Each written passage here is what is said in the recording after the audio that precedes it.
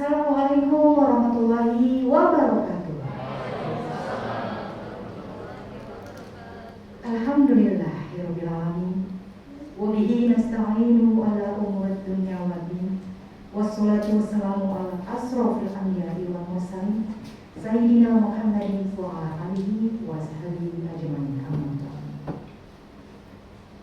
Labbaik Allahumma labbaik. Labbaik la syarika lak labbaik.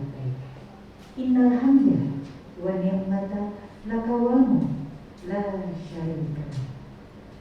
Baik Bapak Ibu, kita buka acara pada siang hari ini dengan membacakan basmalah bersama-sama. Bismillahirrahmanirrahim. Acara kedua yaitu pembacaan ayat suci Al-Quran yang akan dibacakan oleh Bapak Ustaz. Kepada beliau, kami silakan. Assalamualaikum warahmatullahi wabarakatuh. A'udzu billahi minasy syaithanir rajim.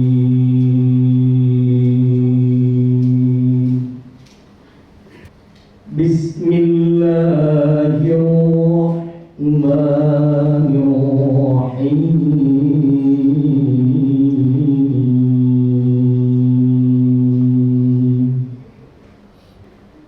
Wa atimmul hajja wal umrata lillah.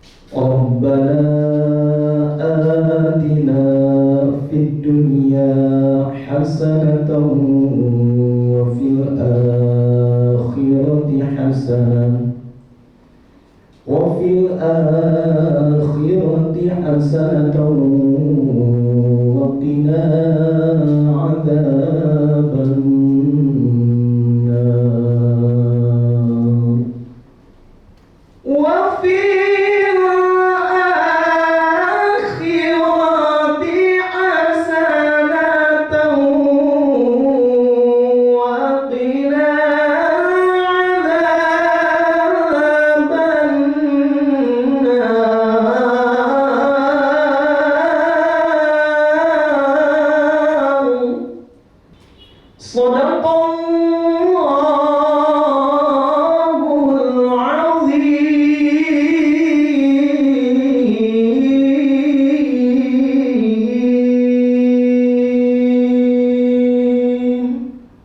Assalamualaikum warahmatullahi wabarakatuh. Assalamualaikum warahmatullahi wabarakatuh. Jamaah umrah yang dirahmati Allah Subhanahu wa taala. Alhamdulillah, patutlah kita bersyukur kepada Allah Subhanahu wa taala karena telah memberikan kepada kita semua untuk melaksanakan ibadah umrah di bulan Ramadan ini. Karena ibadah umrah di dalam bulan Ramadan ini adalah luar biasa pahalanya, berbeda dengan di bulan-bulan yang lainnya. Bahkan ada disebutkan di beberapa hadis Rasulullah SAW. Yang pertama yaitu kelebihannya bagi orang yang melaksanakan ibadah umrah di bulan puasa, dia berarti seakan-akan berhaji bersama Rasulullah SAW.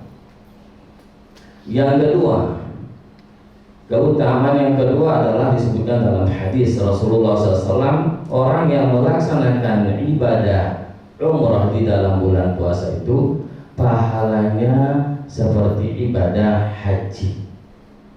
Nah, inilah keutamaan inilah yang dikejar sama orang-orang Saudi yang berada di Timur Tengah. Oleh karena itulah, kalau sudah memasuki 10 bulan Ramadan atau 20 bulan Ramadan, itu luar biasa ramainya, luar biasa padatnya. Bahkan sama dengan haji. Oleh karena itulah Bapak-bapak Ibu, kita patutlah bersyukur kepada Allah SWT diberikan kesehatan, keafiatan, dan diberikan petunjuk untuk melaksanakan ibadah umrah di bulan puasa ini. Bapak-bapak Ibu yang dirahmati Allah SWT, sebelum saya menjelaskan kepada inti daripada ibadah umrah itu, terlebih dahulu saya akan menjelaskan tentang adabul musafiri lil haji wal umrah. Adabnya orang melaksanakan ibadah haji dan ibadah umrah. Kalau kita tidak melaksanakan adab ini untuk melaksanakan ibadah haji dan ibadah umrah, bisa jadi ibadah haji kita maupun ibadah umrah kita tidak akan mendapatkan apa-apa. Sah ibadah umrah kita, sah ibadah haji kita, cuma pahalanya berkurang disebabkan tidak melaksanakan adabul musafir lil haji wal umrah. Adab musafir lil haji wal umrah yang pertama adalah an-niyatu ikhlas lillahi ta'ala. Berniat ikhlas, berniat semata-mata karena Allah Subhanahu wa taala. Begitu Bapak-bapak Ibu mendaftarkan diri untuk melaksanakan ibadah umrah di Travel NRA, niatkan lillahi ta'ala, semata-mata karena Allah Subhanahu wa taala. Kalau tidak berniat lillahi ta'ala, ibadah itu tidak diterima oleh Allah Subhanahu wa taala. Ibadah apapun, bukan hanya ibadah umrah. Ibadah sholat, kita melaksanakan sholat dengan tanpa ikhlas, la yuqbalu, tidak diterima oleh Allah Subhanahu wa taala. Ibadah haji bukan karena ikhlas, juga tidak diterima oleh Allah Subhanahu wa taala. Apalagi ibadah umrah. Oleh karena itulah Bapak-bapak Ibu, sebelum kita berangkat, silakan tanamkan niat kita lillahi ta'ala, semata-mata menjalankan perintah Allah SWT, semata-mata melaksanakan apa yang diwajibkan oleh Allah Subhanahu wa taala. Jadi ibadah haji itu hukumnya wajib, ibadah umrah pun hukumnya wajib, yaitu pertama. Kalau yang kedua, ketiga, keempat adalah hukumnya sunnah. Sama halnya dengan ibadah haji. Yang pertama itu termasuk hukumnya wajib. Oleh karena itulah Bapak-bapak Ibu yang baru pertama melaksanakan ibadah umrah ini, silahkan ditanamkan niatnya ikhlas semata-mata karena Allah Subhanahu wa taala. Sebagaimana disebutkan di dalam Al-Qur'an, wa ma umiru illa liya'budullaha mukhlishina lahuddin. Dan tiadalah aku perintahkan kepada kamu sekalian kecuali hanya menyembah Allah dalam keadaan ikhlas semata-mata lillahi ta'ala. Di dalam hadis Rasulullah SAW menyebutkan tentang ikhlas, yaitu innamal a'malu binniyat wa innamal likulli imri'in ma nawa faman kanat hijratuhu ila Allah wa rasulih fa hijratuhu ila Allah wa rasulih wa man kanat hijratuhu lidunya yusibuha aw imra'atin yankihuha fa hijratuhu ila ma hajara ilaihi. Innamal a'malu binniyat, segala perbuatan itu disertai dengan niat. Apapun ibu-ibu, bapak-bapak, makan pun, sekalipun makan itu dan minum itu hukumnya mubah, tapi bisa kita mendapatkan pahala tergantung niat kita. Kalau kita berniat makan untuk menguatkan kita untuk melaksanakan ibadah, maka hukumnya adalah mendapatkan pahala. Lumayan bapak-bapak ibu daripada tidak niat. Kita niatkan minum supaya kita kuat ibadah. Nanti kita berbuka, makan untuk kuat ibadah, yaitu melaksanakan sholat sunat tarawih dan sholat sunat tahajud. Insya Allah mendapatkan pahalanya. Tapi kalau tidak diniatkan, tidak mendapatkan apa-apa. Faman kanat hijratuhu ila Allah wa rasulih, barang siapa yang hijrah kepada Allah SWT dan Rasulnya, fa hijratu ila Allah wa rasulih, maka niatkan semata-mata karena Allah dan semata-mata karena perintah Rasulullah sallallahu alaihi wasallam. Wa man kanat hijratuhu lidunya yusufa, dan barang siapa hijrahnya melaksanakan ibadah umrah, melaksanakan ibadah haji di dunia dengan tujuan dunia, yusifa, akan mendapatkan dunia. Kita melaksanakan ibadah haji. Nah, melaksanakan ibadah haji, terus kita sampai di Makkah, Madinah, kita mau bawa barang dari Jakarta atau dari daerah masing-masing, lalu barang itu kita jual di Makkah maupun di Madinah. Itu berarti di dunia kita mendapatkan dunia. Apabila kita berniat melaksanakan ibadah haji maupun ibadah dunia, yaitu untuk imra'atin, untuk perempuan, karena perempuan, maka kita akan menikahi perempuan itu. Inilah asbab wurud daripada hadis ini. Ketika seorang sahabat Rasulullah SAW melaksanakan ibadah haji dengan tujuan bersama calon istrinya, dengan tujuan mau menikah, maka inilah asbab wurud hadis ini. Dengan tujuan mau menikah, maka dia dapatkan, dia akan menikah di sana, karena niatnya untuk menikah. Kalau niatnya untuk dunia, maka mendapatkan dunia.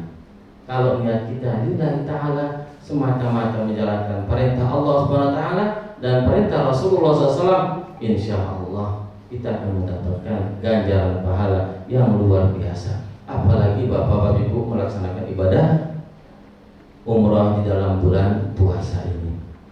Allahu Akbar, subhanallah. Oleh karena itulah bapak-bapak ibu, jangan sampai disia-siakan, jangan sampai menyia-nyiakan niatnya. Silahkan tanamkan niatnya lillahi ta'ala. Yang kedua, bapak-bapak ibu, adabul musafir lil haji wal umrah adalah istarba liwalidayhi, yaitu meminta maaf kepada kedua orang tua yang masih hidup. Meminta maaf, kita minta maaf kepada kedua orang tua kita.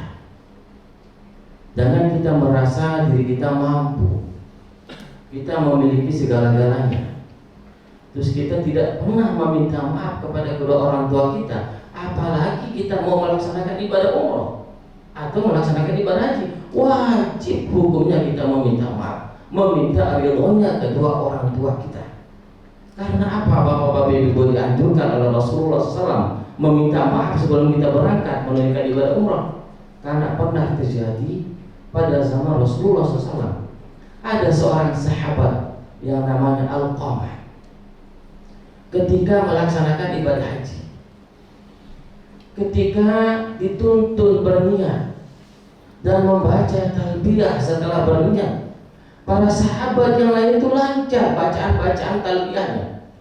Dia semuanya pada membaca talbiyah, semuanya pada membaca doa, kecuali satu yang tidak bisa mengeluarkan kalimat thayyibah, kalimat yang baik, dan tidak bisa membaca kalimat labbaik Allahumma labbaik sampai seterusnya. Mulutnya tertutup, bapak-bapak ibu. Para sahabat semuanya pada heran. Kenapa Alqamah kok tidak bisa melafazkan kalimatul thayyibah? Apa sebabnya? Lalu dipanggil Rasulullah SAW.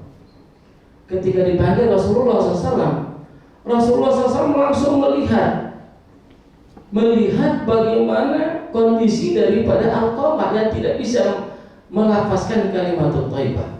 Lalu Rasulullah SAW memanggil para sahabat yang dekat dengan Alqamah. Apa kata Rasulullah SAW? Apakah masih hidup kedua orang tuanya? Apa kata sahabat? Masih ya Rasulullah. Masih hidup ummuha. Masih hidup ibunya ya Rasulullah. Kalau gitu panggilkan saya ibunya. Lalu dipanggil ibunya oleh sahabat mendatangi Rasulullah. Apa kata Rasulullah SAW? Dia bilang Rasulullah SAW, maafkan kesalahan anakmu ini, sekalipun kesalahannya hanya sedikit. Kesalahannya maafkan. Apa kata ibunya? Ya, saya maafkan ya Rasulullah, karena engkau memerintahkan kepadaku ya Rasulullah. Begitu dia melafazkan kalimat maaf sama ibunya, langsung dia bisa melafazkan kalimat thayyibah. Langsung seketika itu dia bilang labbaik Allahumma labbaik. Langsung seketika itu disuruh untuk minta maaf kepada ibunya oleh Rasulullah SAW. Oleh karena itulah mohon maaf bapak-bapak ibu, sebelum kita berangkat, kalau kita di luar daerah kedua orang tua kita minta maaf lewat telepon atau lewat video call, minta maaf itu juga boleh. Yang penting kita minta maaf kepada kedua orang tua kita dan meminta doa, meminta ridhonya kedua orang tua kita, supaya kita diridhoi perjalanan kita. Kalau kita sudah minta maaf, insya Allah perjalanan kita akan diridhoi oleh Allah Subhanahu wa Ta'ala, dan insya Allah tidak ada hambatan, tidak ada halangan. Nah, itulah dahsyatnya meminta maaf kepada kedua orang tua kita. Apalagi kalau kita tidak pernah menyapa kedua orang tua kita, tidak pernah menjenguk kedua orang tua kita, bertahun-tahun, berbulan-bulan, berminggu-minggu tidak pernah menyapa kedua orang tua kita. Ini termasuk anak yang sangat durhaka kepada kedua orang tuanya. Dia nanti tidak akan bahagia di dunia wal akhirah. Bagaimanapun amal ibadahnya, sekalipun ibadah umrahnya itu tiap bulan, sekalipun ibadahnya tiap tahun, tidak diterima oleh Allah Subhanahu wa Ta'ala. Yang ketiga, bapak-bapak ibu yang dirahmati Allah SWT, al-wasiyatu lizawji wal aulad. Berwasiat kepada istri dan kepada anak-anak kita. Kalau misalnya kita sendiri berangkat, panggil istri, panggil anak-anak berwasiat. Kalau istri berangkat, panggil suami dan panggil anak-anak untuk berwasiat. Wasiat apa yang diperintahkan oleh Rasulullah SAW? Wasiat yang diperintahkan oleh Rasulullah SAW adalah wasiat yang baik, yaitu kita perintahkan kepada anak kita ketika kita meninggalkan mereka untuk melaksanakan ibadah umrah maupun ibadah haji, yaitu supaya anak-anak kita atau istri kita atau suami kita jangan sampai meninggalkan ibadah sholat maupun ibadah puasa. Itu wasiatnya, bukan berwasiat untuk hartanya, bukan. Berwasiat untuk supaya anak-anak kita jangan sampai meninggalkan ibadah sholat dan jangan sampai meninggalkan ibadah puasa. Karena anak itu kadang-kadang dia takut kepada kedua orang tuanya. Ketika tidak ada kedua orang tuanya, ditinggalkan sama kedua orang tuanya, dia malas untuk melaksanakan ibadah, dia malas untuk melaksanakan puasa, dia malas untuk melaksanakan sholat. Supaya kita tidak berdosa, dimintai pertanggungjawaban di hadapan Allah Subhanahu wa taala.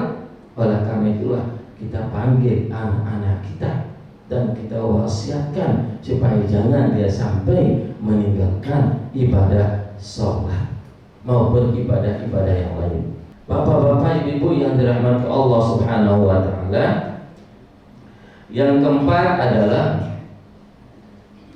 manasikul umrah wal haji, yaitu belajar manasik umrah dan manasik ibadah haji. Sekalipun kita sering melaksanakan umrah, bapak-bapak ibu, tapi belum tentu sempurna kita mengetahui tentang hukum-hukum daripada umrah, rukun-rukun daripada umrah, wajibnya daripada umrah. Oleh karena itulah dianjurkan oleh Rasulullah SAW untuk manasik haji dan manasik umrah. Oleh karena itulah alhamdulillah wa syukurillah, kita di Travel NRA setiap pemberangkatan jamaah ada istilah pembimbing manasik haji dan umrah, atau ketua kloter kalau dalam haji. Nah itu nanti, itu yang mas'ul, itu yang bertanggung jawab tentang hukum. Jadi bapak-bapak, ibu-ibu, mohon maaf, kalau ada masalah tanyakan, jangan malu-malu. Jangan malu bertanya masalah hukum. Misalnya bapak-bapak, ibu, nah untuk pemerakatan besok alhamdulillah bapak-bapak, ibu bersama saya nanti. Kalau ada masalah tanyakan. Jangan malu-malu bertanya tentang hukum. Gak boleh kita malu bertanya tentang hukum. Kalau malu kita bertanya tentang hukum, bukan di jalan kita sesat bapak-bapak, ibu, tapi sesatnya nanti di neraka. Bukan di jalan. Kalau nanya alamat, sesatnya di jalan. Nah oleh karena itulah dianjurkan oleh Rasulullah SAW untuk banyak-banyak bertanya tentang mengenai masalah hukum. Oleh karena itulah Rasulullah SAW bersabda dalam hadisnya, "Khudhu anni manasikakum." Pelajarilah, ambillah oleh kamu sekalian tentang manasik haji maupun manasik umrah. Bapak-bapak, ibu yang dirahmati Allah Subhanahu wa taala. Nah, insya Allah, jadi kita akan berangkat besok jam 7 ya. Pesawatnya jam 7. Berarti kita berada di bandara jam 4. Ya, sesuai dengan di grup, surat yang di grup. Itu jam 4 sudah kita berada di bandara. Nah, nanti insya Allah mungkin makan sahurnya di bandara. Jadi sebelum bapak-bapak ibu berangkat, disunnahkan terlebih dahulu untuk melaksanakan sholat sunat musafir, sholat sunat safar. Ya, sholat tahajud dulu dikerjakan. Setelah mengerjakan sholat tahajud, baru sholat sunat musafir. Apa niatnya sholat sunat safar itu? Usolli sunnat safari raka'ataini lillahi ta'ala. Nah, mari bapak ibu kita coba baca bersama-sama ya. Kita lafazkan bersama-sama. Usolli sunnat safari raka'ataini lillahi ta'ala. Nah, ini lafaznya. Kalau niat itu mahalluha fil qalbi. Niat itu adanya dalam hati, bukan di mulut. Tapi ini lafaz ini hukumnya adalah sunnah menurut Imam Syafi'i. Sunnah hukumnya. Kenapa disunahkan untuk melafazkan niat itu? Liyusa'idul qalba, kata Imam Syafi'i, untuk membantu masuknya ke dalam hati. Nah itu tujuan. Tapi kalau kita mampu tidak melafazkannya, lebih afdal langsung diniatkan, yaitu Allahu Akbar, niat sholat musafir 2 rakaat. Kaifiatnya, caranya apa saja yang dibaca ketika melaksanakan sholat sunat musafir 2 rakaat? Pada rakaat pertama kita membaca biasa Al-Fatihah, surat Al-Fatihah. Setelah surat Al-Fatihah yang kita baca surat Al-Kafirun. Mohon maaf, bapak-bapak ibu sudah hafal qul ya ayyuhal kafirun? Ya, alhamdulillah. Jadi itu yang dibaca yang pertama, rakaat yang pertama. Qul ya ayyuhal kafirun. Ya. Nah, setelah membaca surat Al-Kafirun seperti biasa, ruku, i'tidal, sujud, duduk di antara dua sujud, biasa bacaannya. Sujud terus berdiri lagi untuk rakaat yang kedua. Rakaat yang kedua baca Al-Fatihah. Nah, setelah baca Al-Fatihah pada rakaat kedua membaca surat Al-Ikhlas, yaitu apa? Qul huwallahu ahad. Itu rakaat yang kedua. Nah, terus ruku' i'tidal seperti biasa tahiyat. Setelah itu assalamualaikum warahmatullah, salam. Setelah salam kita membaca doa, memohon kepada Allah untuk berdoa untuk keselamatan kita sampai kita di Makkah Al-Mukarramah, di Madinah, dan sampai juga di tanah air kita mohon kepada Allah SWT. Itu keutamaan dan kelebihan daripada sholat sunat musafir untuk memohon keselamatan kepada Allah Subhanahu wa Ta'ala. Nah, setelah kita melaksanakan sholat musafir, baru kita berangkat menuju ke bandara. Nah, setelah ke bandara, mungkin kita nanti akan melaksanakan sholat subuh di bandara. Nanti kalau memang memungkinkan kita berjamaah, lebih afdal kita berjamaah sholat subuh. Dan jangan sampai meninggalkan sholat sunat qabliyah, bapak-bapak ibu. Qabliyah subuh itu luar biasa pahalanya. Itu disebutkan dalam hadis yang sahih, raka'atanil fajri khairun minad dunya wa ma fiha. 2 rakaat sholat sunat fajar, sholat sunat qabliyah subuh itu lebih baik daripada dunia dan isi-isi dunia. Nah, terus setelah kita melaksanakan sholat sunat fajar qabliyah, terus sholat sunnah, sholat wajib subuh, nah baru kita bersiap-siap untuk naik ke pesawat. Berarti nanti kita lihat situasi dan kondisi. Kalau memang misalnya masuk waktu zuhur di atas pesawat, kita sholat di atas pesawat. Nah itu, kita sholat di atas pesawat. Kita sholat itu dengan menggunakan sholat jamak qashar. Jamak artinya apa? Mengumpulkan. 2 waktu itu dikumpulkan menjadi 1 waktu. Nah, qashar artinya apa? Meringkas, mengurangi. Yang 4 rakaat menjadi 2. Yang tidak bisa diqashar, maghrib sama subuh. Maghrib kalau diqashar berarti menjadi 1,5. Nggak bisa ya. Subuh kalau kita qashar menjadi 1. Oleh karena itu nggak bisa. Jadi yang bisa diqashar itu isya, zuhur, asar. Nah, kita sholat di atas pesawat. Nah, bagaimana cara kita melaksanakan sholat di atas pesawat? Kita menggunakan tayamum. Tayamum yang kita gunakan. Mohon maaf bapak-bapak ibu, tayamum ini jarang dikerjakan sama siapapun, kecuali kalau musafir perjalanan jauh. Kalau nggak musafir perjalanan jauh, kita nggak kerjakan. Makanya banyak orang tidak tahu kaifiyat bagaimana cara orang melaksanakan tayamum yang benar. Nah, bertayamum, kaifiyat orang bertayamum itu bapak ibu perlu diperhatikan. Jadi kita ini kata dalam hukum fikih, 2 kali pukulan, 2 kali sentuhan. Pertama disentuh porsi yang di depan, mengusap muka. Makanya dibilang apa? Mashul wajhi, mengusap muka. Dan yang kedua, pukulan yang kedua kita usap porsi yang di depan. Nah, untuk apa? Untuk kedua tangan. Nah, kedua tangan ini bapak ibu, yang pertama ini,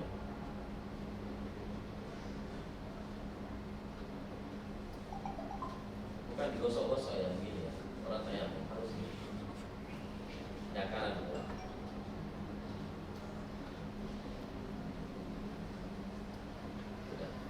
Sudah selesai.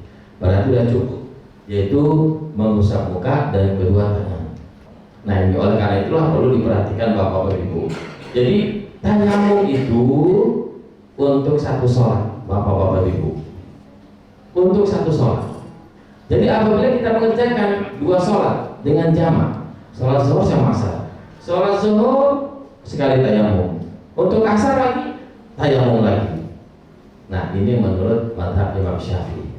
Tapi alhamdulillah wa syukurillah ada 1 mazhab yang membolehkan 1 kali tayamum cukup untuk mengerjakan sholat jamak. Apa alasannya ulama itu? Karena ini sholatnya adalah sholat jamak, bukan sholat tamam, bukan sholat sempurna. Kalau sholat sempurna itu tidak boleh, harus satu fardu, satu tayamum.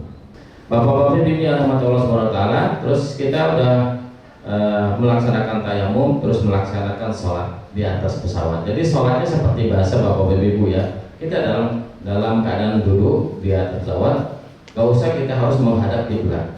Memang kalau menurut Imam Syafi'i, menghadap kiblat itu hukumnya wajib. Dalam kondisi, dalam situasi apapun, hukumnya wajib menghadap kiblat. Tapi sekarang kalau kita mau menghadap kiblat, berarti kita mau putar-putar porsinya untuk menghadap kiblat, nggak bisa. Nah, lain halnya dengan pesawat Saudi ya. Kalau pesawat Saudi itu ada tempat khusus, tempat sholat. Nah, tapi kecil di tempat sholatnya. Kalau Garuda pesawat yang tidak ada. Jadi kita sholat ya di tempat kita duduk masing-masing, kita sholat seperti biasanya duduk. Ketika kita rukuk, agak kita rendahkan sedikit kepala kita. Ketika sujud, agak lebih rendah lagi daripada rukuk. Bacaannya seperti biasa. Nah, jadi sholat zuhur 2 rakaat, salam, terus qamat, lagi melaksanakan sholat asar 2 rakaat. Selesai, baru kita doa. Nah, udah selesai sholat ibadah kita. Bapak-bapak ibu yang dirahmati Allah Subhanahu wa taala. Terus setelah kita sampai di Madinah, kita langsung insya Allah ke Madinah langsung ya, landing di Madinah insya Allah, bukan di Jeddah. Jadi nyampe di Madinah, ya mungkin kita langsung nanti dibawa ke hotel, terus diberikan kunci kamar masing-masing. Nah di Madinah memperbanyak membaca salawat bapak-bapak ibu, karena kita sudah dekat dengan makam Rasulullah SAW. Perbanyak baca salawat. Ketika bapak ibu jalan dari hotel menuju ke Masjid Nabawi, Allahumma salli ala Muhammad, itu sekurang-kurangnya salawat. Atau Allahumma salli ala Sayyidina Muhammad wa ala ali Sayyidina Muhammad. Kata ulama, salawat itu kita baca sekurang-kurangnya sehari itu 100 kali. Sehari 100 kali. Itu sekurang-kurangnya, paling kurang. Berarti kalau kita tidak mampu membaca selawat 100 kali dalam sehari, berarti termasuk daripada annas minal ghafilin, manusia daripada orang-orang yang lalai. Kalau tidak mampu untuk baca 100 kali, diusahakan bapak ibu. Itu amalan-amalan para ulama kita. Pada sholat subuh baca selawat 100 kali. Kalau dia tidak mampu 100 kali pada sholat subuh, mungkin sambil pada sholat duha. Yang penting sehari dihitung 100 kali. Kelebihan ziarah ke makam Rasulullah, nanti ada waktunya kita ziarah dan ada jadwalnya. Apa kata Rasulullah SAW dalam hadisnya? Man zarani fil madinati muhtasiban kuntu lahu syafi'an wa syahidan yaumil qiyamah. Rawahul Baihaqi. Barang siapa yang ziarah kepadaku, kata Rasulullah SAW, fil madinati, di Madinah, muhtasiban, dengan mengharapkan pahala ridhonya Allah SWT, kuntu lahu syafi'an, adalah aku akan memberikan syafaat. Kalau syafaat Rasulullah SAW, bapak ibu, tidak diragukan. Tidak ada pendapat ulama yang mengatakan bahwa tidak ada syafaat Rasulullah SAW. Ijma' ulama, sepakat para ulama itu bahwa syafaat Rasulullah itu ada.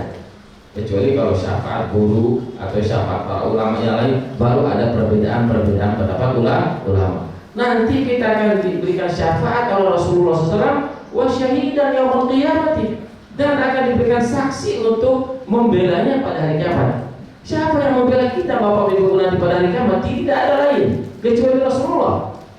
Bukan bapak kita, bukan anak kita, bukan siapa. Nafsi kita nanti bapak ibu, sesuai dengan amal ibadah kita. Tetapi yang berhak yang membela kita adalah Rasulullah SAW. Bahkan Rasulullah SAW merasa dia kurang umatnya dilihat di dalam surga. Dia cari mana umatku yang sisa-sisanya, sampai dicari oleh Rasulullah SAW. Apalagi yang sering membaca selawat kepada Rasulullah SAW. Berarti itu tandanya kita mencintai Rasulullah SAW. Hadis yang kedua tentang kelebihan ziarah ke Rasulullah SAW. Man zarani ba'da mauti faka'annama zarani fi hayati. Barang siapa yang menziarahiku ketika aku mati, kata Rasulullah, faka'annama zarani fi hayati, seakan-akan dia pernah ziarah aku pada masa hidupku. Itu kelebihan orang ziarah ke makam Rasulullah SAW. Oleh karena itulah Bapak-bapak Ibu, jadi orang berbondong-bondong untuk dapat ziarah ke makam Rasulullah SAW. Jadi ziarah ke makam Rasulullah itu sebelum kita ziarah, terlebih dahulu kita ke Raudhah dulu. Nah, Raudhah kita sholat sunat di sana, berdoa di situ, doa dijawab oleh Allah SWT. Perbanyak doa di Raudhah Bapak Ibu. Doa, setelah doa baru keluar dari Raudhah, baru menuju ke makamnya Rasulullah SAW. Ingat, posisi makam Rasulullah SAW itu di tengah-tengah Bapak Ibu. Di tengah-tengah, bukan yang pertama, ada tengah-tengah. Ada tiga kan? Ada tiga jendela yang pakai besi pertama, terus yang kedua, ada yang ketiga. Di tengah-tengah semuanya di situ. Dulu saya belum dikasih tahu sama ayahanda, yaitu ayahanda Al-Maghfur lahu Tuan Guru Haji Mustafa. Ayahanda alhamdulillah pernah ngajar di Masjidil Haram. Jadi beliau yang bawa saya waktu masih kecil. Ini tempat makam Rasulullah. Kalau dulu enak kita, waktu tahun 80-an enak. Langsung kita melihat bagaimana bentuk dari makam Rasulullah SAW. Kalau sekarang kan ada jarak, sulit kita bisa melihatnya, bahkan dijaga oleh petugas. Kalau dulu enak kita bisa melihat langsung posisi makam Rasulullah SAW. Jadi posisi makam Rasulullah SAW ini makam Rasulullah SAW, terus di belakangnya ini makam sahabat Abu Bakar, terus Sayyidina Umar. Bukan 1, 2, 3 tempatnya. Nah itu tempatnya. Oleh karena itulah dari sebelumnya itu kita memperbanyak membaca salawat. Ketika kita sudah mendekati makam Rasulullah, baru kita mengucapkan salam. Assalamualaikum ya Rasulullah. Perbanyak memberikan salam. Akan dijawab oleh Rasulullah Sallallahu Alaihi Wasallam. Mungkin ada yang nitip salamkan dia kepada Rasulullah SAW. Tapi ingat Bapak Ibu, jangan seperti jamaah di Lombok. Jamaah di Lombok, setiap orang ziarah, tolong ya salamin ke makam Rasul, catat namanya, nyalamin sampai 4 lembar itu. Itu harus dibaca semuanya, yang 4 lembar itu nama-namanya. Itu bisa seminggu kita di situ. Nggak bisa, cukup kita bilang salam keluarga kami ya Rasulullah. Yang paling pertama adalah salamkan kedua orang tua kita yang masih hidup. Kedua, anak-anak kita salamkan kepada Rasulullah SAW. Terus baru masyarakat kita. Nah setelah itu baru kita city tour Bapak Ibu. City tour udah biasa. Nanti dibawa sama guide, sama saya juga ikut nanti di bis. Nanti diajak ke tempat-tempat yang bersejarah. Nah diajak nanti ke yaitu Masjid Quba. Masjid Quba itu keutamaannya luar biasa, tidak dimiliki oleh masjid-masjid yang lain. Apa kelebihan daripada ziarah ke Masjid Quba? Disebutkan dalam hadis, man tatahhara fi baitihi thumma ata masjid Quba'in fa shalla fihi rak'atain kana lahu ajru umratin. Barang siapa yang mendatangi Masjid Quba tetapi dalam situasi sudah berwudu dari hotelnya. Jadi ibu-ibu sebelum turun dari hotel naik ke bis, terlebih dahulu kita berwudu. Kita berwudu dulu. Berwudu, habis berwudu baru naik bis menuju ke Masjid Quba. Sampai kita di Masjid Quba, masuk ke dalam Masjid Quba, kita melaksanakan sholat sunat tahiyatul masjid 2 rakaat, terus sholat sunat apa di situ? Sholat sunat taubah atau sholat sunat mutlak yang dikerjakan. Nah, apa kelebihan dan utamanya? Man tatahhara fi baiti tsumma ka Masjid Quba fa shalla fihi rak'atain kana lahu ajru umratin. Pahalanya itu seperti pahalanya orang melaksanakan ibadah umrah. Padahal kita belum umrah, kita belum ihram, belum berniat, belum melaksanakan tawaf dan sa'i, sudah mendapatkan pahala ibadah umrah. Inilah kelebihan daripada Masjid Quba. Kenapa Masjid Quba itu memiliki keistimewaan kelebihan seperti itu? Ya karena dia pertama masjid yang dibangun oleh Rasulullah Sallallahu Alaihi Wasallam. Bapak-bapak ibu yang dirahmati Allah SWT, setelah kita beberapa hari di Madinah, baru kita berangkat menuju ke Makkah. Untuk apa? Melaksanakan ibadah umrah. Sebelum melaksanakan ibadah umrah, sunnah-sunnah ihram salah satunya adalah mandi. Mandi, bapak ibu disunahkan mandi. Niatnya mandi sunat ihram seperti biasa, semua dibasahi dari ujung rambut sampai ujung kaki, pakai sabun, pakai sampo. Nah itu, jangan nggak sampai nggak pakai sabun bapak ibu, pakai sabun, pakai sampo untuk mandi sunat ihram. Disunatkan sebelum memakai ihram. Nah, setelah mandi sunat ihram, baru kita memakai ihram dari hotel, terus kita akan berangkat menuju ke Bir Ali. Yaitu Bir Ali itu sebenarnya Abar Ali namanya, tapi kebanyakan orang Indonesia bilang Bir Ali. Abar Ali sebenarnya namanya yang aslinya itu Bir Ali kalau orang Indonesia. Jadi kita menuju ke sana. Jadi untuk apa? Untuk berniat mengambil miqat di Bir Ali. Mengambil miqat, setelah kita sampai di situ, masuk ke dalam masjid, kita sholat sunat nanti. Tergantung waktu nanti di situ. Nah, kita sholat sunat tahiyatul masjid. Habis itu baru nanti kita akan pimpin untuk berniat, Bapak-bapak Ibu. Nanti mungkin dipimpinnya berniat itu di atas bis. Itu termasuk salah satu sunnahnya Rasulullah. Karena Rasulullah SAW itu berniat melaksanakan ibadah umrah itu di atas kendaraannya, di atas ontanya. Nah, jadi kita berniat, boleh juga kita berniat di masjid itu, di halaman masjid. Nanti tergantung situasi dan kondisi Bapak-bapak Ibu. Jadi kita berniat, niat umrah itu adalah nawaitul umratah wa ahramtu biha lillahi ta'ala, atau labbaik Allahumma umratan lillahi ta'ala. Nah, coba kita bareng-barengnya sama-sama untuk melafazkan niat Bapak Ibu. Bismillahirrahmanirrahim. Nawaitul umrata wa ahramtu biha lillahi ta'ala. Nah, ini namanya lafaznya. Di mana niat itu? Di dalam hati.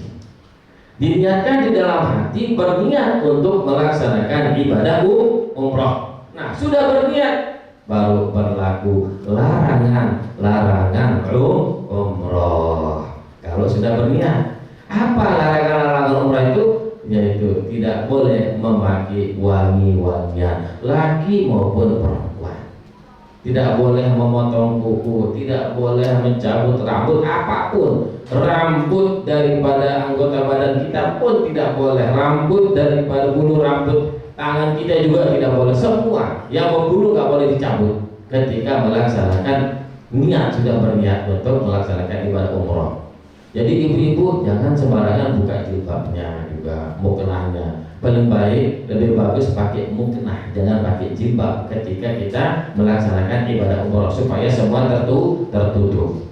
Nah, ini kan kita mau mengambil fadilah, keutamaan, atau mau kita supaya umroh kita menjadi umroh yang makbul, yang diterima oleh Allah SWT. Nah, larangannya itu tidak boleh mencaci maki, tidak boleh berkata kotor-kotor, nggak boleh. Itu termasuk larangan umroh. Nah, bagaimana tentang wudhu kita? Apakah kita pertahankan sampai dibuka? Oh enggak, Bapak Ibu. Ada sampai tidak berani kentut, ditahan terus kentutnya.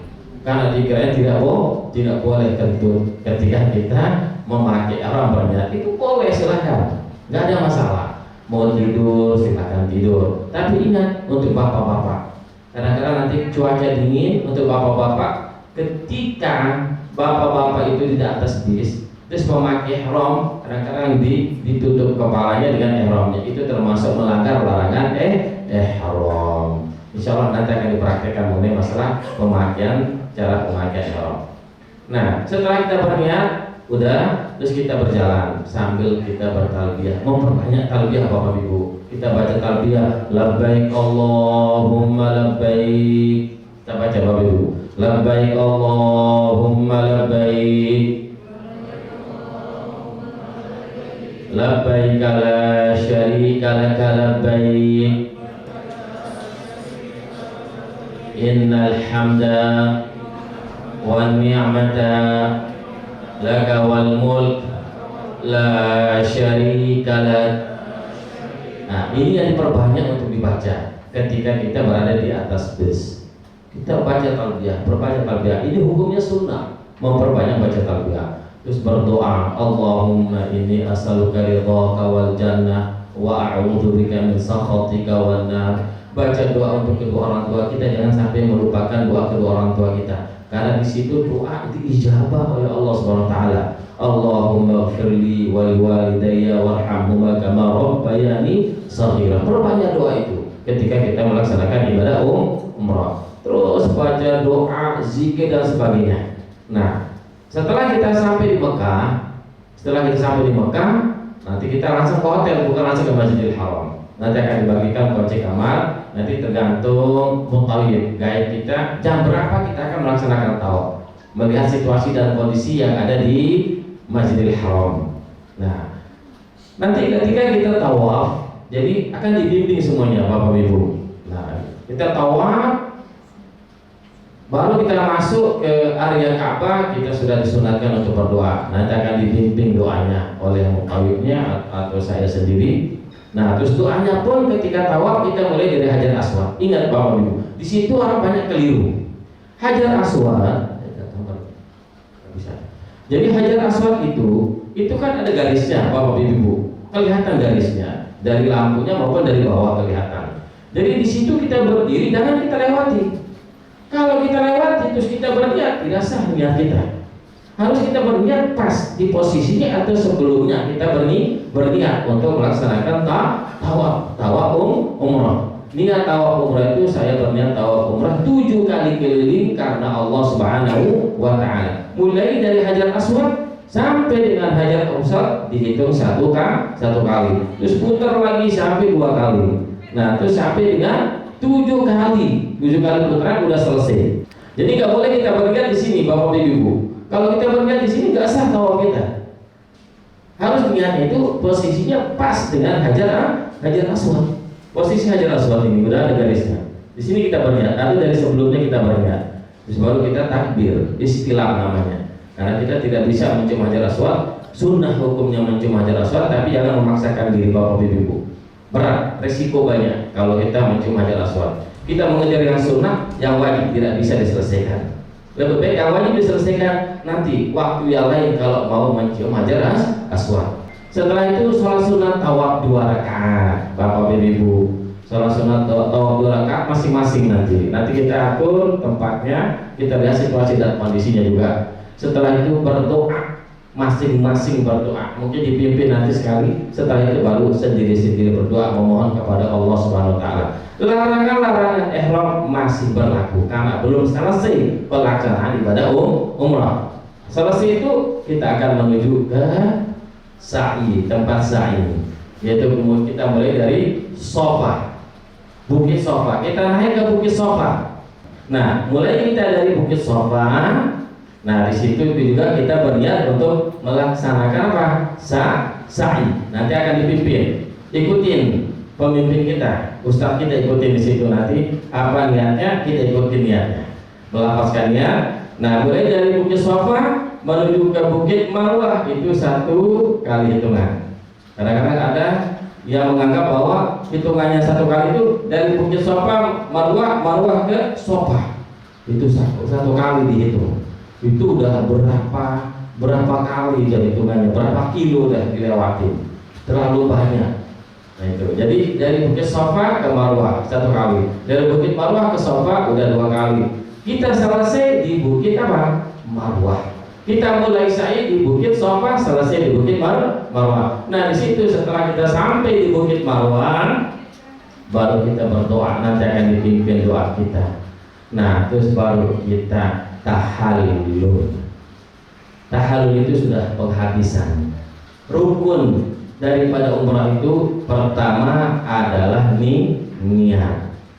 Yang kedua adalah tawaf. Yang ketiga adalah sa'i. Yang keempat adalah apa? Tahallul. Apa arti tahallul? Tahallul itu bahasa Arab daripada halala yuhallilu tahallulan. Artinya halal. Apa yang halal?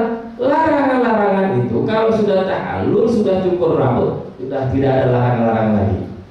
Sudah bebas kita. Suami istri boleh dia sama istrinya mau jalan yang berduaan, kalau mau ngapain halal udah. Nah itu kalau sudah tahallul. Kalau belum tahallul nggak boleh. Hati-hati Bapak Ibu. Nah jadi setelah cukur rambut, ya yang paling afdal itu, mohon maaf Bapak Ibu, al-halqu yang paling afdal ya adalah botak. Dihabisin rambutnya, dibotakin rambutnya, itu yang paling afdal. Kenapa itu yang paling afdal? Subhanallah, luar biasa keutamaan dan kelebihannya itu. Tahallul itu kalau kita habis dibawakan didoain oleh Rasulullah 3 kali. Didoain kita oleh Rasulullah 3 kali. Doanya Rasulullah, apa kata Rasul? Allahumma ighfir lil muhalliqin, Allahumma ighfir lil muhalliqin, Allahumma ighfir lil muhalliqin. Apa artinya? Ya Allah, ampunilah dosa-dosa orang yang bertahallul.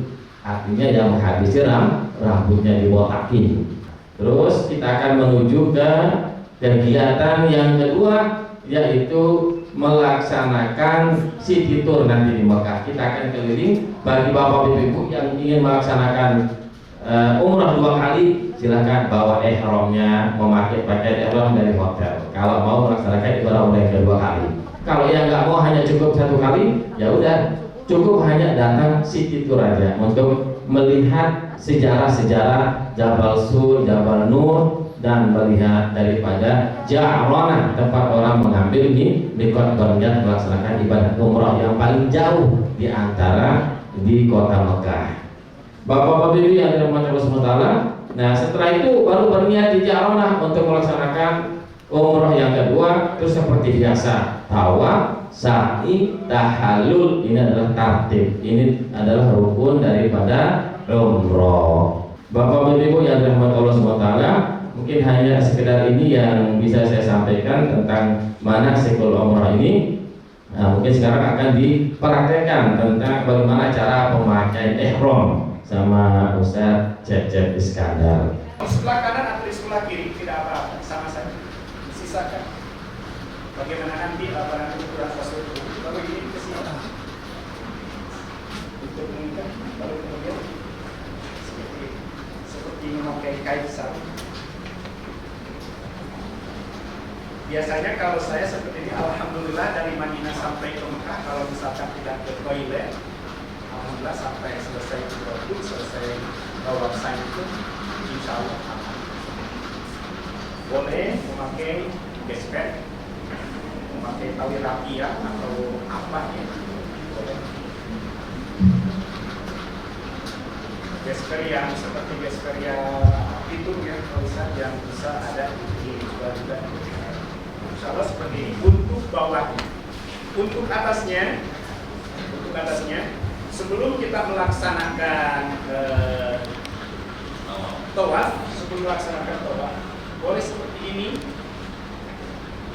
Misalnya dari hotel mau menuju ke Bir Ali ya, boleh seperti ini ditulis, dan boleh juga seperti ini, nyaman, manis saja. Ya. Lalu kemudian nanti yang dibuka bahu kanan ketika akan melaksanakan dan kemudian melaksanakan sholat, nanti mungkin ada sholat zuhur atau sholat maghrib mungkin dengan isya dipakainya seperti itu, dan kemudian di kesimpulan itu juga melaksanakan sholat sunnah, melaksanakan sholat sunnah seperti ini. Jadi bahunya semuanya ditutup. Ketika akan melaksanakan tawaf, nanti berjalan menuju ke Masjidil Haram akan melaksanakan tawaf, bahu kanannya yang panjangnya dari bawah, yang pendek di atas.